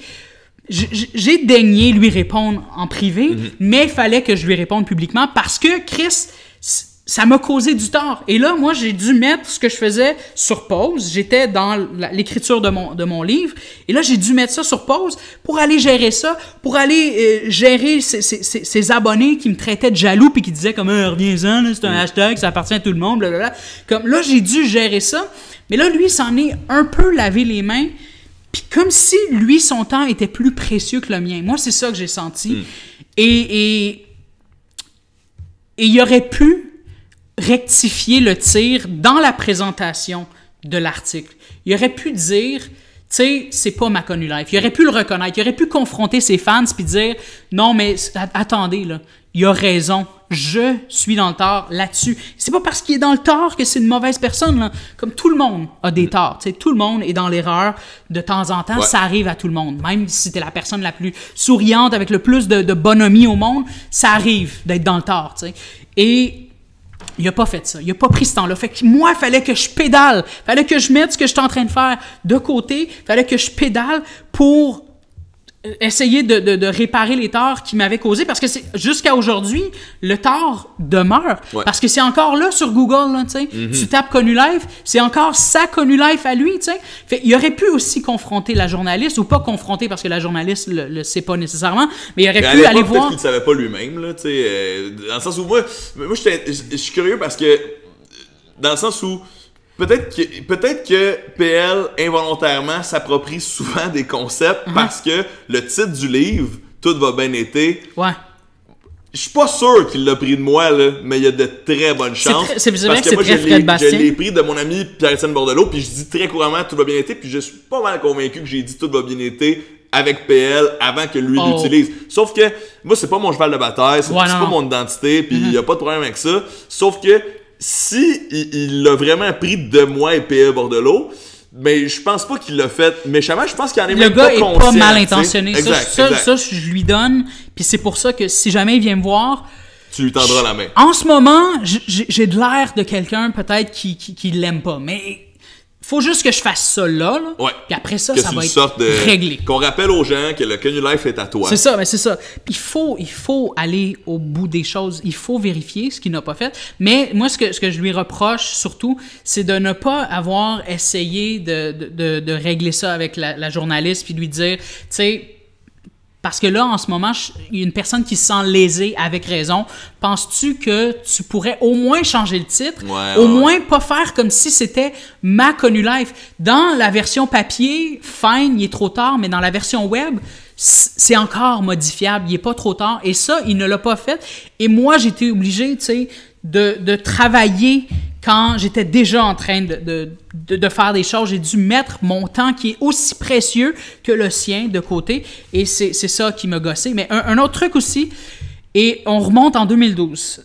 Alex Perron, à la télévision, avait dit, à propos des manifestants, il avait dit... Est-ce que ton truc vient d'arrêter de... Non, excuse-moi. Okay. J'ai juste une notification de Facebook, là, probablement. OK, my bad. OK, Donc, Alex Perron, tu disais? Ouais, c'est ça. Alex Perron, à la télé, à un moment donné, avait dit, en parlant des manifestants, il avait dit, moi, à un moment donné, j'étais là avec mon truck, blablabla, puis j'aurais sérieusement pilé sur les manifestants. Je leur aurais foncé dessus, tu sais. Là, moi, j'ai vu ça. Et j'ai confronté Alex Perron sur Twitter. Puis là, bon, finalement, c'est Gabriel Nadeau-Dubois qui a pris le relais. Puis là, ça a été documenté par le Journal de Montréal. Ouais. Et là, PL Cloutier, à ce moment-là, il me semble, mais moi, c'est un souvenir que j'ai très frais dans ma mémoire parce que j'ai une mémoire phénoménale. Et là, PL Cloutier avait dit, mais là, laissez-le tranquille, Alex Perron, il a droit à son opinion, blablabla. Et là, je paraphrase, mais il me semble qu'il avait dit quelque chose comme ça. Là, moi, je m'étais dit, mais tu sais, man, on vient de passer comme 1 an. Une année super mouvementée où, justement, ce que Alex Perron venait de dire, c'était grave parce que il y a vraiment des gens qui fonçaient sur les manifestants. Oui, puis c'est grave ce qu'il dit à la télé, là, tu sais. Il donne le go aux gens qui foncent sur les manifestants, tu sais. Et là, ça j'avais retenu ça de PL. Je m'étais dit, il s'était pas tenu à l'affût dans le temps du conflit étudiant, ou très peu, du moins, il avait pas l'air d'être conscient de l'enjeu qu'il y avait là, tu sais. Et là, on revient l'année passée, quand il y a eu l'incident de la Saint-Jean, de la fête nationale, la parade avec Annie Villeneuve et Joël Legendre, là, quand les jeunes noirs qui poussaient le chariot. Ouais. Et ça, je voulais en parler à notre premier épisode, mais finalement, je me suis fait mordre par un raton laveur, blablabla. Puis là, on a été obligé de repousser ça. Ouais. C'était censé être tourné le 26, et ça s'est produit comme le 23. Là, et je voulais parler justement du fait que PL allait finir par se mettre dans l'embarras avec cette espèce de crédulité-là, cette nonchalance-là, le fait qu'il se tient pas à l'affût, mais qu'il se prononce malgré tout, tu sais. Et il avait dit... attendez donc là avant de vous plaindre, arrêtez de vous plaindre pour rien là. Le coach des jeunes haïtiens, blablabla, puis tout ça, il était d'accord avec ça. Fait qu'arrêtez donc de vous plaindre, blablabla, vous pleurez pour rien, tu sais. Encore une fois, je veux dire, il y avait 10 000 réfutations à cet argument-là, mais il s'était pas tenu à l'affût, puis ben, tu sais... Mais là, on s'entend que c'est 3 événements quand même relativement isolés qui, quand même... Oui, mais c'est ça, mais à chaque fois, je me disais, Chris, il se tient pas à l'affût, puis ça va le mettre dans l'embarras à un moment donné, et je doutais pas du tout que ça allait être avec moi. Et là, il y a eu cet événement-là avec moi, mais après ça... une semaine ou 2 plus tard, la chaîne française, là, tu sais, je pense qu'il t'avait Douzy? C'est-tu ouais, Douzy? C'est ça, ouais. le truc de Vox Pop, là. Ouais, exact. Là, des Québécois réagissent à... Exactement, c'est ça. Puis là, PL est là. Et là, il montre le spécial québécois avec Antoine Daniel. Premièrement, je pense que PL savait pas trop qui était Antoine Daniel. Légende de YouTube, là, quand même. C'est ça. Et si vous ne connaissez pas Antoine Daniel, allez regarder ce gars. Étroitement lié aux Québécois, justement. Tu sais, qu'il a fait une bonne rétrospective de ce qui se faisait sur le web back in the days, là, pas si longtemps. Tu sais, fait que juste là, tu sais, je me disais, oh, il sait pas qui est Antoine Daniel. Fait que, tu sais, je me disais, tu sais, tu vois encore là, pas très à l'affût de ce qui se passe dans son propre univers. Et là, Antoine Daniel, à un moment donné, présentait le roi Enoch. Et là, PL a dit, mais non, ça se peut pas. Les gens doivent pas croire que ce gars-là est une superstar. Ben, c'est une superstar. Puis je suis comme, dude, là, t'as PL Cloutier qui s'en va dire à la France, qui a quand même un public considérable en France, et qui s'en va dire que le fucking roi Enoch n'est pas une superstar. Tous les gens qui font des trucs au Québec en ce moment sur le web sont redevables au roi Enoch. Innovateur. C'est une superstar, oui. T'sais, et il est en train d'invalider la notoriété du roi Enoch. J'étais comme, tu sais, il est pas mal intentionné, mais il n'est pas à l'affût. Et cette espèce de négligence-là, cette nonchalance-là, devient, à un moment donné, de l'arrogance, de la condescendance, malgré lui. Et c'est ça qui fait en sorte que, man, c'est pour ça que j'étais fâché. C'est pour ça que j'étais fucking fâché, parce que je l'ai vu venir avec les 2 cas qui ont précédé mon truc. Puis encore plus, quand j'ai vu le truc avec le roi Enoch, il disait genre, si jamais je vais interviewer les gens sur la rue puis je leur demande s'ils savent qui est le roi Enoch, je suis sûr qu'il n'y a même pas 1,5% des gens qui sauraient qui est le roi Enoch. Dude, oui, tout le monde sait qui est le fucking roi Enoch. Oui, c'est une superstar, tu sais, fait qu'il va invalider bêtement. Ouais, mais c'est parce que ça dépend vraiment des... Je pense que c'est 2 mondes différents, dans le sens où, effectivement, le webkeb, en général, connaît définitivement le roi Enoch. C'est un meme, c'est un savant de la viralité, c'est un artiste important. Qui n'a pas entendu le roi Enoch dire que son médaillon touche à son pénis? Évidemment. Hein? Château Saint-Ambroise, Rive-Sud, t'entends? Exact, ça c'est culte, mais j'ai l'impression que, effectivement, pour une majorité de Québécois qui vivent de la télévision ou qui s'abreuvent des médias de masse pour mais leurs enfants savent qui est roi Enoch. Peut-être. Mais c'est pas ça le point. Le point, c'est, tu ne sais pas qui est le roi Enoch, et ça ne veut pas dire, c'est pas parce que toi tu sais pas qui est le roi Enoch que le roi Enoch n'est pas une superstar. Le roi Enoch, oui, est une superstar, tu sais. Puis fait que c'est juste ça. Ça lui fait dire des énormités, tu sais. Fait que si donc, tu sais pas... Ce que tu reproches à PL, c'est un manque d'ouverture. Une négligence. C'est une négligence. Moi, je suis fucking curieux. Wadawaw, je sais d'où ça vient. Je sais que c'est PL Cloutier. J'ai déjà plugué PL Cloutier dans une de mes chroniques chez Nightlife. Je veux dire, je connaissais pas Nabil. Je t'ai entendu parler de Nabil une fois. Je suis allé voir qui était Nabil. Ma curiosité m'amène là. Ça fait partie de mon travail d'artiste. Je suis une éponge, je suis une fucking éponge. J'absorbe tout. Il faut que je sache. Qui sont les YouTubers? Est-ce que Nabil m'apporte quelque chose? Non, je suis pas un gamer. Je suis pas quelqu'un. Mais, à un moment donné... tu sais, si je sais pas qui est Nabil, puis que j'arrive dans une entrevue, puis quelqu'un me dit, mettons, mais nous, est-ce qu'on a ça des streamers au Québec, Murphy Cooper? Puis là, moi, je suis comme, ben non, on n'a pas de streamers au Québec, tu sais, comme, d'où? On a une vedette mondiale. C'est ça. Fait que je sais, parce que je sais non seulement que Nabil, oui, est un streamer, mais c'est le plus grand du Québec, puis si quelqu'un me dit, mettons, qui est la web star qui a le plus d'abonnés, mettons, sur YouTube, puis que je dis Emma Verdé ou Lisande Nadeau, Non, c'est Nabil. C'est Nabil. Ouais. Mais je le sais maintenant parce que j'ai cette curiosité-là et ça m'empêche justement de me mettre dans l'embarras ou de dire des énormités. Tu comprends? Pour les gens qui ne connaissent pas Nabil, I Kill You sur YouTube et sur Twitch, et en plus d'être un streamer incroyable, c'est selon moi un des gars les plus charismatiques au monde. C'est vrai. Dès que tu tombes sur un stream de Nabil ou une vidéo de Nabil, honnêtement, il pourrait me parler de patates pendant 10 minutes et je vous jure, même moi, je tombe dans le panneau, là, je m'abreuve de ses paroles. C'est un gars exceptionnel avec la langue française et il mérite tout le succès qu'il a présentement. Alors, pour les gens qui ne connaissaient pas I Kill You ou Nabil Larèche, je vous invite à aller faire vos recherches et de garder une curiosité digne de Murphy Cooper du podcast mais c'est que parce vous écoutez. que c'est ça, tu sais, c'est qu'à un moment donné, t'as le droit d'être centré sur toi-même. T'as le droit d'être sur ton île déserte. Moi, c'est ce que je fais. Je suis sur mon île déserte. Mais si tu veux briser les codes, qu'est-ce que tu dois faire avant tout? Les connaître, les fucking codes. Les fucking codes, tu comprends? Tu sais, moi, je n'appartiens à aucune communauté. Mais ta communauté, la communauté des YouTubers, la communauté des gens sur Instagram, la communauté des gamers, que je peux aller à Tout le monde en parle, je vais l'expliquer mieux que toi parce que j'ai fait mes fucking devoirs. Si je veux justement m'exenter de toute communauté, c'est mon devoir de les connaître, ces communautés-là, pour savoir je m'exente de quoi. Tu sais, tu comprends? Fait que pour moi, c'est primordial, c'est crucial, c'est essentiel d'avoir cette curiosité-là, d'en connaître un minimum, parce que sinon, oui, ça devient de l'arrogance et t'es plus seul sur ton île déserte à ce moment-là, parce que tu deviens comme redevable envers tout le monde, parce que tu deviens comme, justement, une machine à hostilité envers plein de gens malgré toi, même si t'es pas mal intentionné, tu comprends? Mesdames et messieurs, et tous ceux entre les deux, c'était un call-out hip-hop de Murphy Cooper.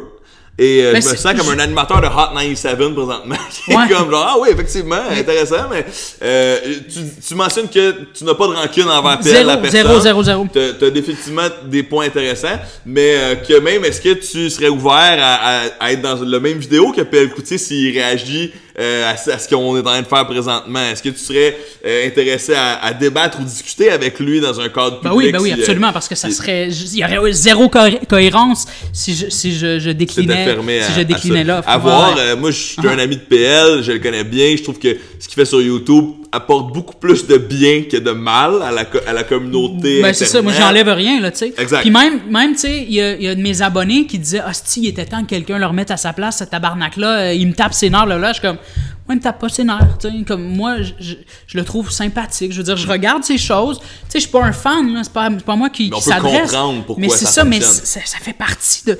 Si je m'intéresse pas à PL Cloutier... je veux dire, je connais rien du web là en ce moment. Puis il faut pas oublier aussi. Oh, excuse-moi. Ouais, non, mais c'est ça. Fait que moi, je m'affairais à prendre la défense de PL Cloutier sur cet aspect-là, parce que moi, c'était pas ça que je lui reprochais. Moi, il me tape pas ses nerfs. Moi, ce que je lui reprochais, c'était justement de s'approprier mes shit. Mais par rapport aux haters de PL Cloutier puis aux haters en général, je pense que là, on a souvent des exemples de gens, comme je mentionnais plus tôt, qui vont c'est pas du tout le cas de ta critique, mais qui vont... Quand les gens qui disent « il me tape tellement ses nerfs », c'est des gens qui connaissent pas son œuvre vidéo, tu sais. Puis on peut quand même, comme je dis, tous les influenceurs, tous les créateurs numériques méritent une critique, puis on a le droit d'être en désaccord ou en accord avec leur angle de contenu. Sauf que, faut pas oublier que, moi j'adore le success story de PL Cloutier, qui est un gars qui s'est fait dire non à la télévision des centaines de fois, puis qui a décidé de faire « ben you know what, je vais le faire moi-même, puis je vais vous prouver que vous aviez tort de pas m'engager à cause que, pour des raisons stupide de casting puis de t'es trop X puis t'es trop Y, tu sais. Il y avait un problème de discrimination envers les LGBTQ+ à la télévision québécoise. Ah ben oui, puis ça j'ai entendu, c'est un secret de polichinelle dans le monde de la télé, là. Dis pas que t'es homosexuel parce que les gens en région, ils vont être en tabarnak. Et c'est triste et malheureux, puis au moins, PL a réussi à démontrer sa pertinence sur les plateformes numériques, puis il a réussi à démontrer que la télé avait tort de pas lui laisser de la place aussi plus tôt dans sa carrière, tu sais. Puis je trouve que les points que tu amènes sont intéressants puis sont tout à fait valides compte tenu que toi, ça t'a heurté directement. Mais en même temps, c'est ma mentalité, tu sais. Je veux dire, moi, j'ai évolué dans les 15 dernières années. J'étais dans... dans le mouvement hip-hop, tu sais. Ouais. Fait que moi, j'ai tellement baigné là-dedans que c'est comme ça que je règle mes shit. Rendre à César ce qui appartient à César. Mais c'est ça, tu sais. Puis je veux dire, aussi, il y a personne... Tu sais, même, mettons que je suis dans le tort, là. J'ai causé du tort à un jeune dude de 16 ans qui s'est parti une chaîne YouTube qui a comme 3 abonnés, mais que moi, j'ai plagié son truc, genre, tu sais. Puis sans faire exprès, tu sais, je vais quand même si je sais que j'ai une notoriété, puis moi, je suis là, puis lui, il est là, genre... Je suis dans le tort, je vais prendre le temps, puis tu sais, mon temps n'est pas plus précieux que le sien à partir du moment où il se sent lésé, tu comprends? Fait que le fait qu'il m'ait fait ça, qu'il m'ait fait attendre, puis qu'il m'ait fait comme... Je suis obligé de travailler pour obtenir quelque chose de sa part et quelque chose à moitié, à mon avis, parce que tu sais... Il était super sympathique en privé puis tout ça, là, mais il aurait dû en faire beaucoup plus, à mon avis, parce que c'est ça. Bref, qui sait, peut-être que ce sera un invité éventuel à notre podcast un jour où il y aura une suite à ces débats, mais le call-out est réglé. Ça, c'est moi, en ce qui me concerne, c'est réglé. Et c'est quand même, c'est ça, comme je disais, c'est quand même drôle que cette espèce de manque de curiosité-là que je lui reprochais déjà. Ouais. Parce que moi, c'est ça. Moi, je suis tout le monde. OK? Il y a des gens qui savent même pas, je vous suis. Tu as même topé Alicia Moffett tantôt. C'est il y a quand même, personne qui... peut-être même avant moi, là, c'est possible. Probablement, je sais pas. Il y a personne qui me tape ses nerfs. Il y a personne qui me tape ses nerfs. Moi, quelqu'un qui s'expose, qui se met en scène, moi, je regarde. Tu comprends la difficulté inhérente à ce défi de s'exposer. C'est ça. Tu sais, moi, PL Cloutier... Je le vois aller depuis dans ma TV. C'est ça? C'était ça? Mais c'est ça. Ah ouais. Fait que, tu sais, le fait que... Ta mémoire est incroyable. Mais c'est ça. Fait que, tu sais, le fait que moi, j'ai jamais lâché sans être fan, mais je sais ce qu'il fait. Je le regarde du coin de l'œil. Je sais ce qu'il fait. J'étais comme... J'ai checké son évolution. J'ai trouvé ça super fascinant. Ouais. Il est passé du gars qui était à l'émission là, avec Marc Hervieux, je pense. Là, l'été, là, il y avait une émission. Là, il a fait espèce ça. de sucré salé. Ouais, c'est ça. Mais tu sais, je l'ai vu à télé, blablabla. Puis tu sais, je le voyais... Air Transat aussi, il a fait un 2 ans là, de vlog pour Air Transat avant de commencer sur YouTube. Ouais, c'est ça, c'était un gros morceau. Fait que tu sais, moi, je voyais ça du coin de l'œil, puis j'ai jamais d'hostilité, je suis juste toujours curieux envers les gens. Puis d'apprendre que lui, il avait pas eu la même curiosité que moi à mon égard, puis que ça a eu un impact toxique sur moi, ça m'a un peu comme... Ça t'a heurté. Ouais, absolument, parce que mais c'est ça, ce sont mes valeurs, tu sais, Mais par rapport à ça, je pense que toi et moi, Murphy, on est des gens qui sont naturellement très curieux. On a une curiosité empathique, on aime comprendre les phénomènes, mais aussi on aime ne pas hate. Je pense que on essaie les deux d'éviter d'être des haters, puis quand on formule les critiques, justement, on vise davantage peut-être le contenu et l'amélioration plutôt que... non, c'est ça.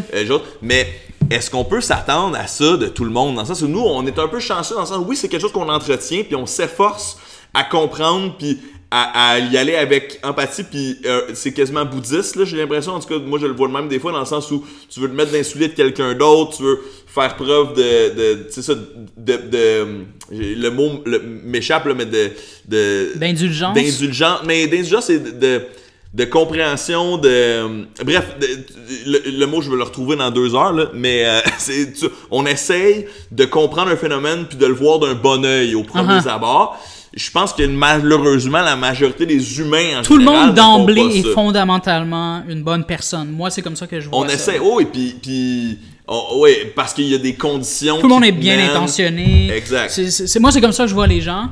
Puis c'est une bonne chose, mais est-ce qu'on peut s'attendre à tous les gens d'avoir la même curiosité tu sais, parce que trop souvent, la haine vient de l'incompréhension, puis il y a beaucoup de gens qui vont s'arrêter à l'incompréhension. Ça explique la xénophobie, ça explique la jalousie, ça explique un paquet d'affaires. Est-ce qu'on peut s'attendre à ce que tous les humains aient notre curiosité incroyable qui fait de nous des humains exceptionnels, Murphy? J'exagère, là, mais je nous flatte dans le dos, mais est-ce qu'on peut s'attendre à ce que tout le monde ait cette même philosophie de vie? Non, je m'en crisse que, tu sais, tu peux ne pas connaître personne puis continuer à faire ton chemin. Tu sais, mettons, tu peux juste connaître Tyler Oakley dans ce que tu fais puis poursuivre ta route. Mais justement, si par exemple tu utilises un hashtag comme Connu Life, et que tu veux être certain de pouvoir continuer à faire ton chemin et ne pas voir tout ce qui se passe autour de toi, assure-toi justement que ça appartient pas à quelqu'un déjà, tu sais. Assure-toi-en. Puis si tu veux parler, mettons, du roi Enoch, assure-toi, tu sais, fais juste dire, ah ben, j'ai aucune idée c'est qui ce gars-là. Point. Tu sais, avance-toi pas sur quelque chose que tu connais pas parce que tu fais la même affaire que tu reproches aux journalistes quand tu fais ça, tu sais. Bon point. Fait que c'est ça. Fait que si tu veux être tout seul, ben, respecte les gens qui vont rentrer avec lesquels ils vont finir par interférer dans ce que tu fais, tu sais, qui vont te croiser à un moment donné. Qui sont dans le même domaine que toi. C'est ça, tu sais. Donc, pour mettre les choses au clair, living the dream, vivre le rêve, ça c'est à moi. Donnez-moi des pouces aussi, ça c'est Fred Bastien. Utilisez-le comme bon vous semble, mais donnez le crédit. Hein?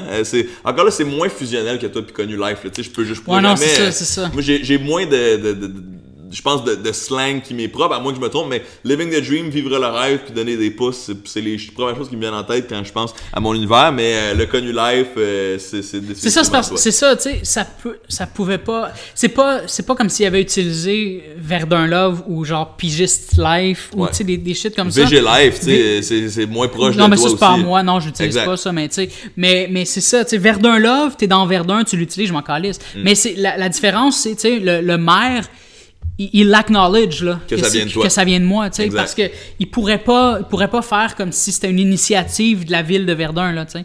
Fait que déjà il l'acknowledge, moi j'ai aucun problème à ce que les gens l'utilisent. Il faut que les gens l'utilisent là, tu sais. Mais Connu Life, c'est pas tu peux l'utiliser, mais va pas dire que c'est ton shit là, tu sais, comme si t'as à expliquer la Connu Life, ne l'explique pas dans tes mots, explique-le dans mes mots parce que c'est moi qui en suis l'instigateur. Voilà, c'est réglé. C'est ton film, c'est ta vie. Il drop le mic. Attention, là, c'est notre mic qui nous a coûté cher sur Amazon. Est-ce qu'on est rendu au moment de l'émission où on rappelle que ce podcast, c'est une présentation du Patreon de Murphy Cooper? Ah ouais, c'est vrai, j'ai un Patreon. Qu'on encourage les gens à aller supporter. Je vais pouvoir m'acheter d'autres bagues en or. D'autres bagues en or, ça finance la Connu Life. C'est littéralement ça, en plus, ton Patreon. Oui, c'est financer la Connu Life. Exactement, c'est ça. Et, ça va pouvoir rembourser mon adhésion à Weight Watchers. Et voilà, Weight Watchers qui fonctionne bien présentement. On les salue en tant que bénévole, en tant qu'influenceur bénévole. Tout comme Joël Martel. Je suis curieux, Joël m'a écrit aujourd'hui, j'ai hâte de voir, il veut me jaser, à suivre. T'es un grand fan de la musique de Joël Martel, entre autres, de son angle aussi. C'est ça, si vous voulez contribuer à me socio-financer la Connu Life. Ouais. Mais tu sais, ça aide à payer justement des micros, ce qui fait en sorte qu'on peut se permettre ce podcast-là et drop the mic. Fait que c'est Murphy Cooper, patreon.com/Murphy Cooper. Sinon, suivez-moi sur Facebook, Murphy Cooper, Twitter, Murphy Cooper, Snapchat, Murphy Cooper, Instagram, Murphy Cooper. Moi, ma nouvelle ligne, c'est vous me googlerez. Voilà. Google my name. Je t'ai invité à un autre podcast à 70%, aussi d'autres icônes là, du webcast. Ça fait 11 ans que ce podcast-là existe, 10-11 ans. Puis il me demandait de plugger mes trucs. J'étais un peu chaud en train de faire un autre truc. J'ai dit, bon, vous me googlerez, là. Genre, googlez Fred Bastien, là. Les gens, si les gens sont intéressés à te connaître dans la vie, ils vont te connaître en 2000. C'est comme les gens qui sont fâchés de m'entendre dire que je suis connu et qui viennent sur ma page pour me dire, t'es qui, toi? C'est fou, ça existe encore. C'est arrivé cette semaine. Des niaiseux. Parce que moi, je te connais vraiment pas, là. Man, comment tu peux tomber dans le piège encore après toutes ces années? Google my name, mon gars, là. Tu sais, Google-moi.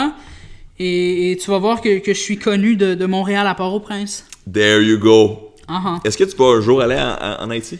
J'aimerais ça, mais tu sais, je veux pas non plus pousser ma loc, là. Tu sais, je veux dire, je veux pas aller jouer au Sauveur Blanc à Port-au-Prince. Tu comprends? Je veux pas. Ouais. Ça sera pas cette approche-là, là. Comme si j'y vais, ça va.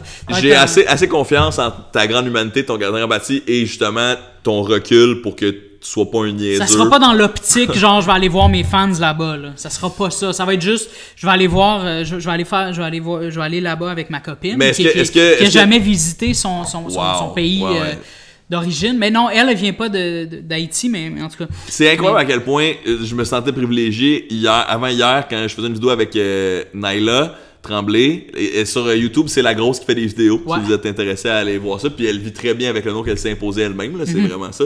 Gros is the new beau.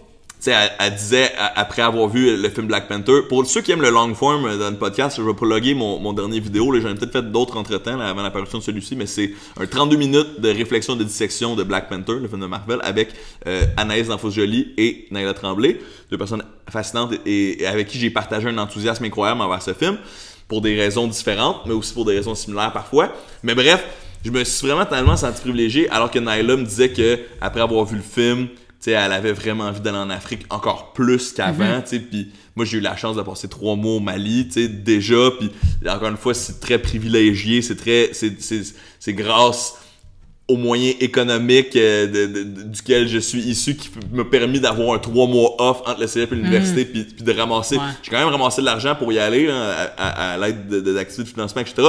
Mais encore une fois j'ai réalisé à quel point un non-africain d'origine avait un meilleur accès au continent que Naila. Puis bref, comme tu dis, ta copine n'est jamais en Haïti. Ça sera sans doute une belle expérience à vivre à deux éventuellement si vous y allez ensemble, plus que Murphy Cooper débarque. Ouais, non, ça sera jamais dans cette optique-là. Tu sais, comme. Voilà. C'est la fin de l'épisode 3 de Deux Plebsters. Merci d'avoir été là. Donnez-nous des pouces, des likes. Et n'hésitez pas à vous abonner si vous regardez ceci sur YouTube. Sinon, c'est aussi disponible sur Google Podcast.